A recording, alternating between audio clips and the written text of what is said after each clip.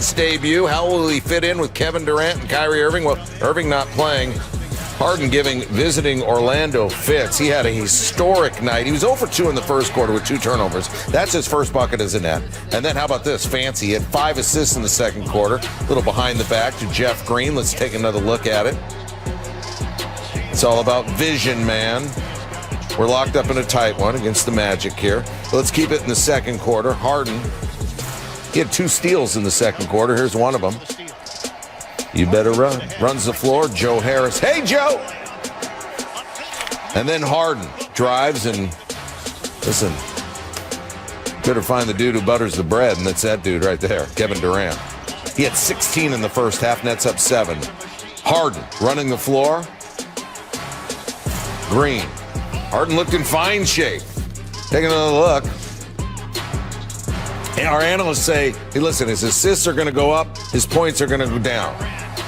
Harden, 8.7 assists, 5 rebounds, 4 turnovers in the first half. The Nets are up 2. Let's go to the third quarter. How about a highlight that's Harden free? It's Kevin Durant throwing it down. Back to Harden. Dribble. Step back, Bobby Jack. 3 of 10 from 3. The Nets up 3 after 3. Let's go fourth quarter. Still tight. All right, Harden drives.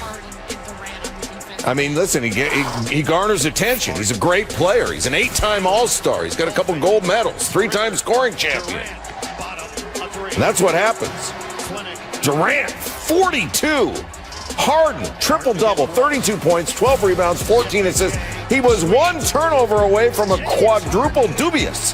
The Nets win, 122-115. It felt unbelievable. I hope you can tell by my smile and my play.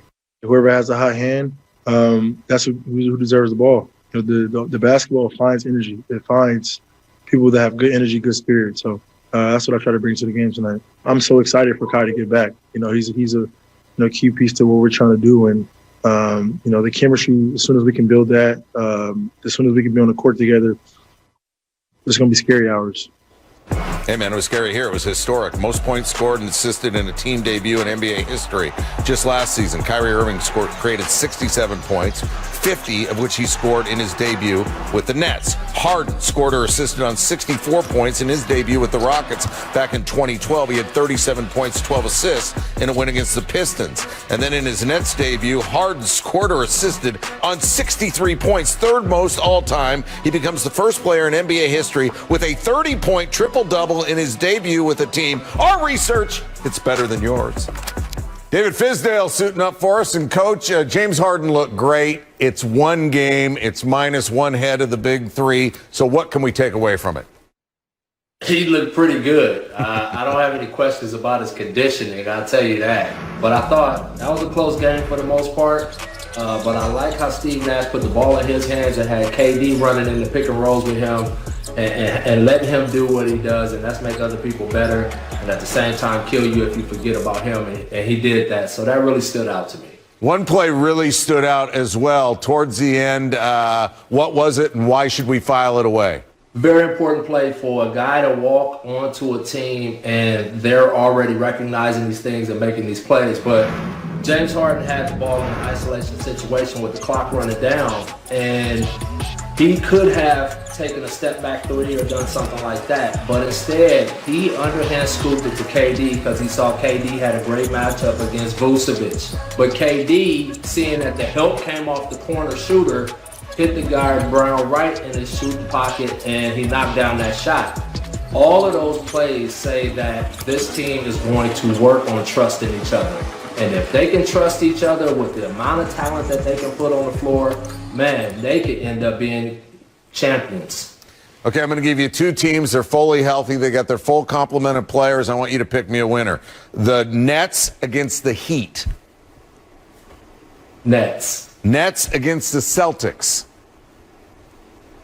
Nets. Nets against the 76ers. Nets. Nets against the Bucks. Nets. David Fizdale boldly goes.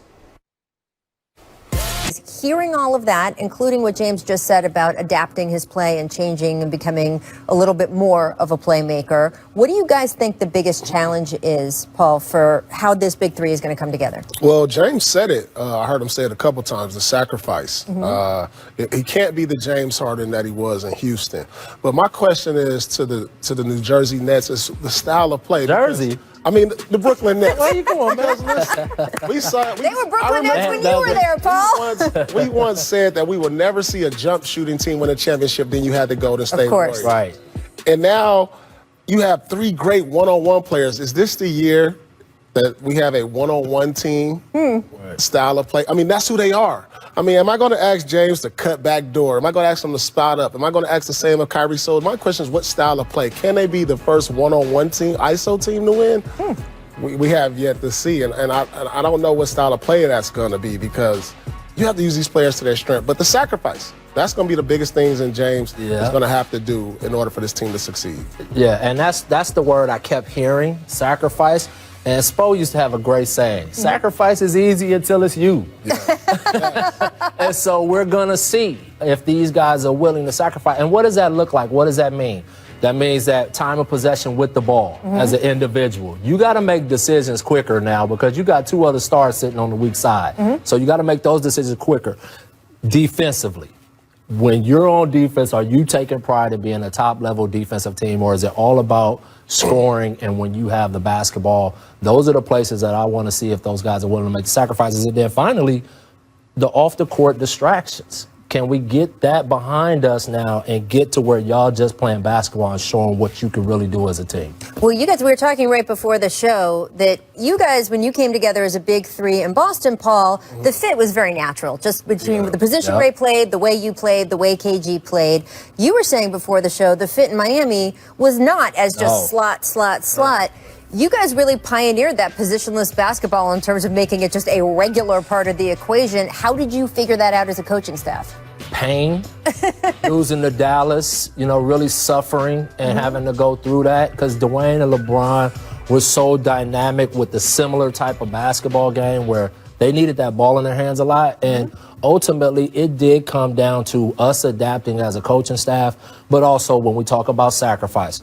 Paul was just saying it. We got after it defensively. That's one thing you could say. That team got after it defensively. And both of those guys, when they didn't have the ball, they made a conscious effort to move without it. Yeah, that's my biggest question. Yeah. I mean, offense is not going to be a problem. Defending. Can they be a top 5 defensive team? Because if not, I don't see them getting to the finals. Well, you see this usage rate and clutch time. So these are all, by the way, they all have a track record of being clutch performers. We threw it up here yesterday on the show. In the last 10 seasons, 8 guys have accumulated 1,000 points in the clutch. The Nets now have 3 of those 8. So they have guys who can come through in the clutch. The question, of course, is a little bit who takes the last shot, but I do think that stuff works itself out. It does. It's going to be some guys one night, some guys another night. In terms of defense, I completely agree. I mean, I remember so much, Fizz, that you guys had your first training camp once all those guys came together. Eric decided to hold it at a military base. And that you guys ran only defensive drills for the first few days, week? It was at least 3 or 4 days that we just went straight defense. And it was to set a tone at a military base because we was getting ready for them. And you had to be so disciplined and sharp to beat that Boston team. They guarded the heck out of you. They moved the ball. They ran their stuff to precision. And they weren't going to beat themselves. So we knew this wasn't no game. But he said it did get me to Brooklyn. Paul, how do you see that whole situation? I certainly understand Boogie's side, but also James is right. What he did got him where he wanted to go. The system basically allowed for that. Well, yeah, I understand both sides. I mean, because sometimes disrespect comes in all forms and fashion. It's not just what you say, it's your actions. And Boogie was saying that, like, look, you didn't come to training camp on time. And then we look at his last 5 games with the Rockets. That's not the James Harden we know. No. And so in saying that, it was his actions that garnered the disrespect. But on the other side, what James Harden was saying, he was like, you heard him say, I gave him everything. Yep. Right. I gave him everything. And apparently his everything wasn't good enough to bring a championship to Houston. And that's all you can ask for from a player. So I understand his frustration as a veteran in this league, as an all-time player.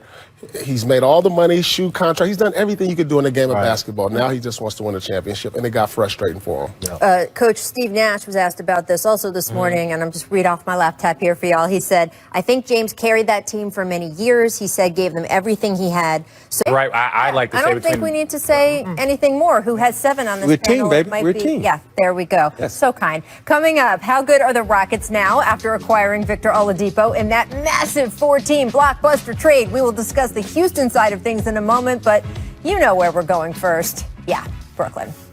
It says something about a trade if we can simultaneously have been talking about it possibly happening for months and have it knock everyone over when it comes through. Durant, Harden, Kyrie, all on one team. It's a dazzling collection of basketball talent. Durant on his way to proving he's right back up there with LeBron as the best player in the NBA. Harden, one of the game's greatest ever scorers, who's finished top 5 in MVP voting 6 of the past 7 years. Kyrie is the league's best ball handler who can flat out perform magic around the hoop. They are 3 of the most outrageously talented players in the league. But they're also, of course, 3 of the NBA's most distinct personalities, making all of this potentially explosive in about 100 different directions, both good and bad. So what does happen when 3 crazy kids moved into one of those Brooklyn lofts together to try to take on the world?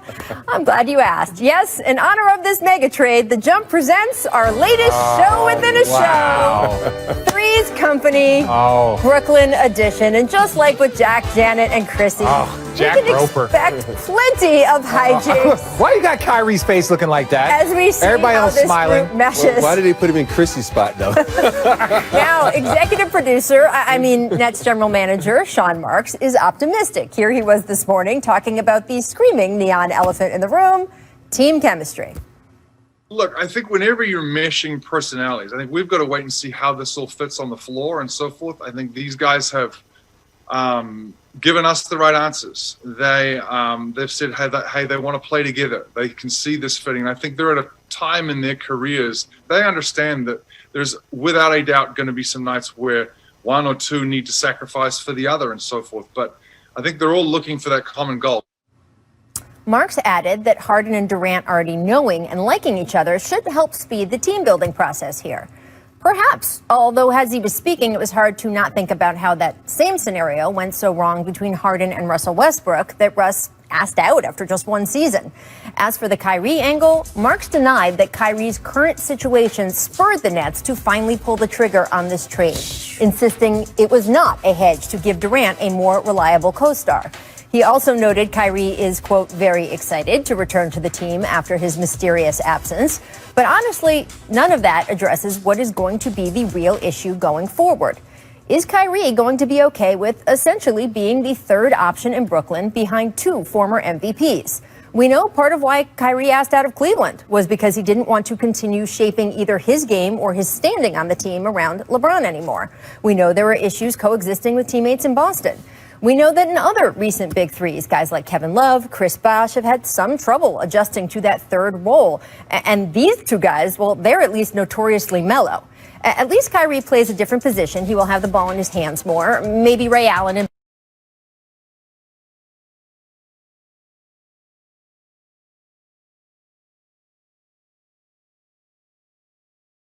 Boston is a better comparison. Although clearly it is something to watch, as is how this Nets team looks on the defensive end. With Jared Allen out the door, the Nets no longer have anyone who you would call a defensive standout. In fact, 5 of the Nets' key rotation players had a negative defensive real plus-minus last season. That's a lot.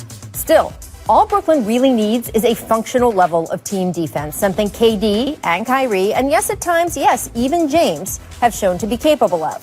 So if they want to play hard on that end, they can.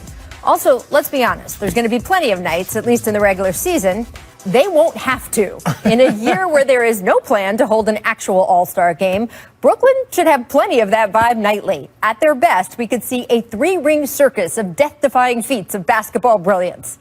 Will it be enough to threaten the defending champion Lakers at the very top of the NBA pyramid? We'll have to see. Will it be enough to cause an arms race in the East with the Bucks, Sixers, Heat, or Celtics now trying to pull off their own big trades? We will see. Will it be And playing well. The difference between this three and let's say the big three that Golden State had with Kevin Durant, those guys were all ball movers and shooters, right? Klay Thompson was moving off screens. Klay was moving off screen. The three of these guys are all ball handlers. I'm still looking at this team like, who's going to take over? Because when you look at James Harden, he gets his rhythm by playing with the rock. KD playing with the rock. Kyrie playing with the rock. So that is going to be trouble because they're not shooters like Steph and Klay who can come out and shoot the ball. So this big three is a little bit worrisome for me because they all playing with the rock. And now, who's going to play defense? Who's going to come off the bench? They gave away a lot to get this guy. And now they have nothing because at the end of the day, you need what people like to call the others, the bench, to step up. They have no bench. They have nobody to step up. So I'm looking at the three J's, Jeff, Jordan, and other guy, the shooter, to come off. Joe Harris. Joe Harris, to shoot the ball and play. They gotta step up. And we know Jordan is old. We don't know how he's gonna step up. So I know how it is when you get up in age and still trying to compete. Yeah, we both do. But the crazy thing is when you look at it, obviously there's questions about Kyrie, what his situation is. And then James Harden is obviously not in the championship shape that he has been the last few years. And when that gets fixed over the course of the season. But this is my thing. Like, look at this picture here. This was James Harden going into the bubble. People were talking about how amazing shape he was. Now he overjumped this shape and went to the next position. So he went from super skinny to and he did this. Yeah, and he did this in about a 3-month span. So that some of that is probably unhappy and he's not wanting to be there. And we're just not going to allude to other things. But to win a championship, and we're talking about winning championships, you got to be. Body shaming on this show, Richard. It's not body shape. I'm saying he's unhappy. He's unhappy. I think come on. You look at his body and you look at same thing with Jokic last year. Jokic wasn't in great shape. He got in great shape. They went to a conference final. Okay, so you guys have both been in versions of this kind of situation. You played on a team, right, with Vince Carter, with Jay Kidd. Robert, I can name several teams that you played in, several locker rooms with big personalities, big, huge stars. How does it sort itself out? How does that work over the course of a season? You have to have someone that's not one of the big three who's willing to step up and say, hey, guys, it ain't about you three. It's about us as a team. I want to win a championship just as bad as you guys. Just because you're making the most money, you're getting the most notoriety, I'm still on this team. I'm looking at Jeff Green to be that guy.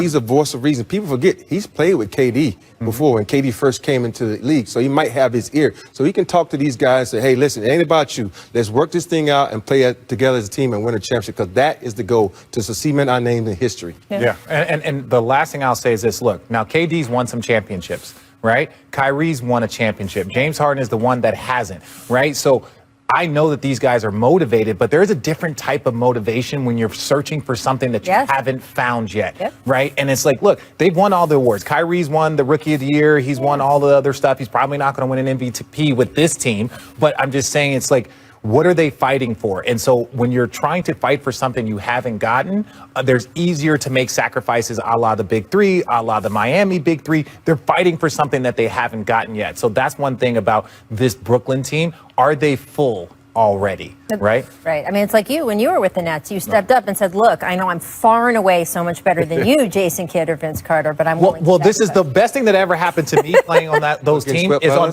most nights, I got the third best defender on most